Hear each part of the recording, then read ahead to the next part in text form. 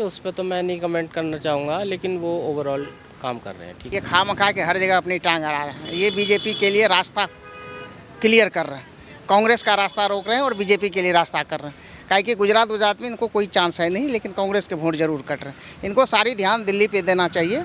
दिल्ली के विधानसभा के लिए तो बहुत फिट हैं ये। हाँ, वो सीएम अरविंद केजरीवाल को मौका देना चाह रहे हैं, आम आदमी पार्टी को मौका देना चाह रहे हैं वहाँ पर। लेकिन अगर हम देखें कि इतने साल से वो सरकार चल रही है तो ये तो बहुत ही अच्छी बात। नमस्कार, आप देख रहे हैं SPN 9 न्यूज़। SPN 9 न्यूज़ में आपका स्वागत है और मैं हूं आपके साथ नेहा। आपको बता दें कि इस साल के अंत में गुजरात का चुनाव है और ये चुनाव इतना ज़्यादा अहम माना जा रहा है कि सारी तमाम पार्टियों की नज़रें यहाँ सारी चुनावों के ऊपर पड़ी हुई हैं। इस बीच आपको यहाँ पर बता दें कि इस चुनाव में देखा जा रहा है कि किस तरीके से यहाँ चुनाव में एक तरफ हार्दिक पटेल तो एक तरफ उनकी टक्कर में यहाँ कन्हैया कुमार और दूसरी तरफ आज JP नड्डा वहाँ पर है। उसके ही दूसरी तरफ देखा जाए कि उनकी टक्कर देने के लिए यहाँ JP नड्डा की आज राघव चड्ढा और अरविंद केजरीवाल भी यहाँ देखा जा रहा है कि कहीं ना कहीं गुजरात में नजर आ रहे हैं। अब ये तमाम लोग आज गुजरात की ज़मीन पर नजर आ रहे हैं। तो देखिए यहाँ पर इसी मुद्दे पर आज हम बात करने जा रहे हैं और बात करने के लिए मेरे सहयोगी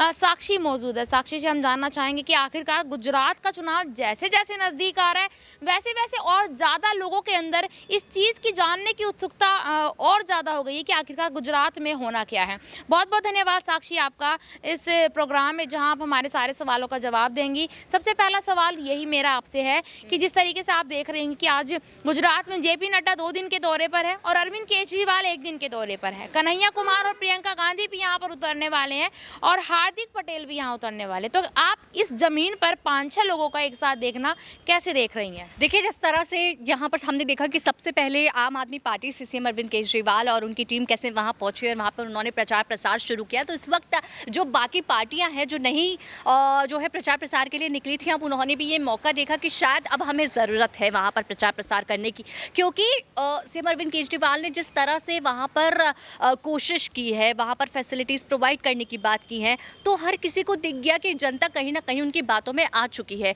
उन्हें समझ आ चुका है कि जो हमें शायद अभी तक नहीं मिला वो अब हमें यहाँ मिलेगा, वो अब हमें इस सरकार में मिलेगा, इनकी सरकार आने के बाद मिलेगा। तो इस वजह से अब देखना, आपने देखा कि कांग्रेस से किस तरह से सोनिया गांधी, जो माफ़ कीजिएगा कि प्रियंका गांधी वहाँ पहुँची हैं, आम आदमी पार्टी से बाकी नेता जो है वो वहाँ पहुँच रहे हैं, इसी तरीके से BJP से JP नड्डा वहाँ पहुँचे। तो मतलब अब जो है शुरुआत उनकी हो चुकी है और अब एक असली कंपटीशन दिखाई देगा, क्योंकि BJP के लिए तो एक चिंता की बात ये है ही नहीं, क्योंकि कई साल से वो वहाँ पर अपना राज कर रहे हैं और अगर शायद उन्होंने कुछ गलत किया हो तो यहाँ पर मुश्किलें आन पड़ सकती है, लेकिन नहीं आएगी, क्योंकि उन्हें कॉन्फिडेंस है कि यहाँ पर चाहे कोई भी सरकार आके बात कर ले, क्योंकि कांग्रेस भी आ चुकी थी, तो उनका कुछ खास यहाँ पर नहीं होने वाला है। देखिए, यहाँ साक्षी का कहना है कि उनका कुछ खास यहाँ पर होने वाला नहीं है।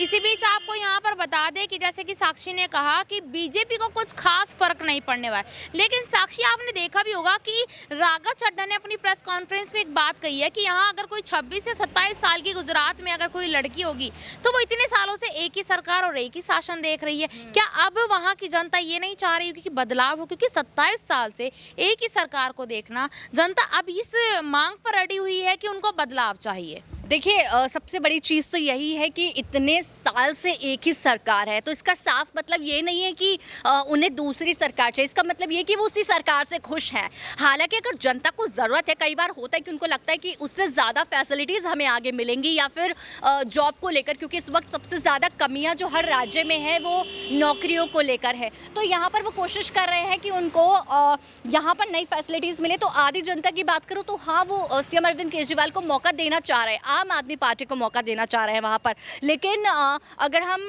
देखें कि इतने साल से वो सरकार चल रही है तो ये तो बहुत ही अच्छी बात है ना। वहाँ पर BJP ने इस तरह का शासन अपना रखा है, इस तरह से सरकार चलाई है कि वहाँ की जनता उनसे खुश है।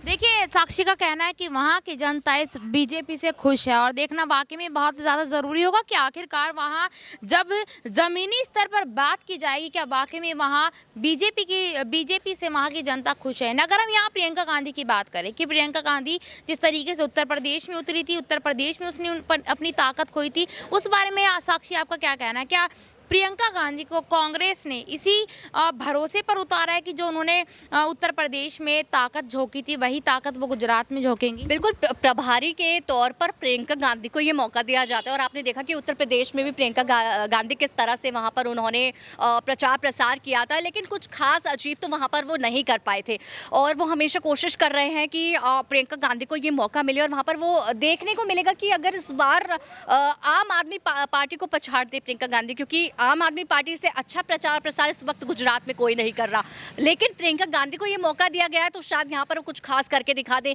लेकिन अगर हम बात करें जनता की, इस वक्त जनता को बीजेपी के सामने सिर्फ वो फैसिलिटीज दिख रही हैं जो सीएम अरविंद केजरीवाल प्रोवाइड करने की कोशिश कर रहे हैं। बिल्कुल, यहाँ पर जनता की बात कर रहे हैं और देखिए जनता की बात कर रहे हैं तो जरा हम एक दो सवाल यहाँ जनता से भी ले लें कि आखिरकार जनता का इस बारे में क्या कहना है। तो इसी बीच मेरे यहाँ पर जनता से मैं सवाल लेंगी कि गुजरात चुनाव के बारे में आप कुछ जानते हैं? नहीं मैम, नहीं। गुजरात को लेकर कुछ नहीं? अच्छा, अरविंद केजरीवाल के बारे में आपका क्या कहना है?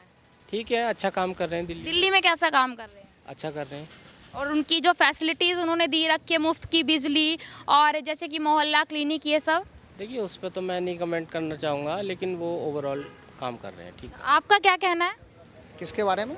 जैसे कि उत्तर प्रदेश का भी चुनाव था, उसके बाद गुजरात का चुनाव है अब यहाँ आने वाले कुछ टाइम में। देखिए मैडम, ये जो केजरीवाल साहब है ना, ये खामखा के हर जगह अपनी टांग अड़ा रहे हैं। ये बीजेपी के लिए रास्ता क्लियर कर रहे हैं, कांग्रेस का रास्ता रोक रहे हैं और बीजेपी के लिए रास्ता कर रहे हैं। काहे कि गुजरात में इनको कोई चांस है नहीं, लेकिन कांग्रेस के वोट जरूर कट रहे हैं। इनको सारी ध्यान दिल्ली पे देना चाहिए। दिल्ली के विधानसभा के लिए तो बहुत फिट है ये, लेकिन लोकसभा के लिए ये कोई फिट नहीं। अच्छा, मतलब आपका कहना है कि पीएम के लिए अभी वो तैयार नहीं है? हो रहे हैं, लेकिन पीएम के लिए कुछ है नहीं इनके पास मटेरियल। कांग्रेस के बारे में आप कह रहे हैं तो कांग्रेस में देखिए अभी इतने बड़े नेता ने इस्तीफा दिया है, तो फिर कांग्रेस ऐसा है, कांग्रेस के लिए कांग्रेस तो आंतरिक कलह से जूझ ही रहे हैं, लेकिन केजरीवाल साहब जो है उनके लिए सबसे बड़ा मुसीबत बन गया। हर स्टेट में जहाँ भी कांग्रेस की सरकार है वहाँ केजरीवाल जो है बीजेपी के लिए एक रास्ता खोल रहे हैं। बहुत बहुत धन्यवाद आपका। देखिए जैसे देखा कि जनता ने यहाँ पे जवाब दिया कि केजरीवाल यहाँ जो है वो पीएम पद के लिए अभी नहीं है और आखिरकार ये देखना बहुत ही ज़्यादा ज़रूरी होने वाला है कि किस तरीके से गुजरात की ज़मीन पर क्या केजरीवाल यहाँ अपनी इस कुर्सी पर बैठेंगे या फिर कांग्रेस पार्टी से कोई बैठेगा या फिर बीजेपी ही यहाँ हर साल की तरह सत्ता में आएगी। आज के लिए इतना ही, फिर मिलेंगे आपसे किसी अन्य रिपोर्ट को लेकर। तब तक के लिए देखते रहिएगा SPN 9 न्यूज़। धन्यवाद।